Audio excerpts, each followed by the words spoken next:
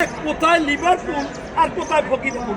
অতি ভদ্র হয়েছে চোরের লক্ষণ। যে আব্বাসের বাসায় যাইয়া যে আপনি আমার বড় ভাই কোলাকুলি করা নাহলে পা ধরে সালাম করা।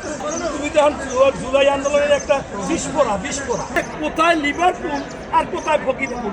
আমি ঢাকায় আসছি 85 সালে, আইসেই এই যে মির্জা আব্বাস বিরাট বড় লোক, আমাদের সবসময় ছাত্রদের ডাকে, এদের ডাকে, দান সদকা করে, মানুষকে অনুদান দেয়, চিকিৎসার জন্য দেয়, আর তার সাথে তুলনা করে এই কি অবাক।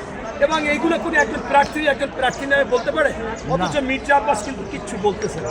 কারণ এটা হচ্ছে কি, এটা হচ্ছে যে যারা অতি ভদ্র হয়েছে চোরের লক্ষণ।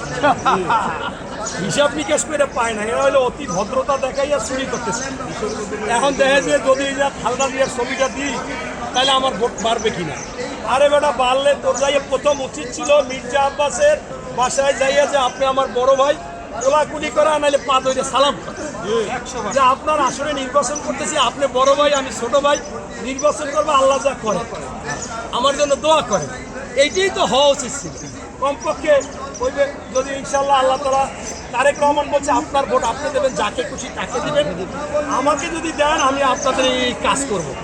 এখন সেই ক্ষেত্রে ওখানেও যদি মির্জা আব্বাসকে আপনারা অন্যরা ভোট দেয়, যদি রাষ্ট্রীয় ক্ষমতায় আসে, বাবা তুমি তাহলে একটু সুবিধা পাইতেছে না, একটা ছেলে ছিল আমার সাথে নির্বাচন করছে, ভদ্র নম্র, জুলাই আন্দোলনে, তুমি তো এখন জুলাই আন্দোলনের একটা বিস্ফোরা। তুমি তো একটা জুলাই আন্দোলনের বিস্ফোরা। এই যে আসিফ মাহমুদ, এরপর আপনার এই এখন আবার তারা বলে কি যে নির্বাচন কমিশন তাদের অধীনে চলতে হবে। আপনারা কি শোনেন না যে আমিরের পাশে বসে শাহজাহান চৌধুরী বলছে যে প্রশাসন আমাদের অধীনে চলতে হবে, আমাদের কথা উঠতে হবে, বসতে হবে, আমরা যাকে গ্রেপ্তার করব তাকে গ্রেপ্তার করতে হবে। এই কথা যারা বলছে কখন বলে? যখন প্রশাসন তাদের সব বলছে ওসি এসে বসে থাকতে হবে,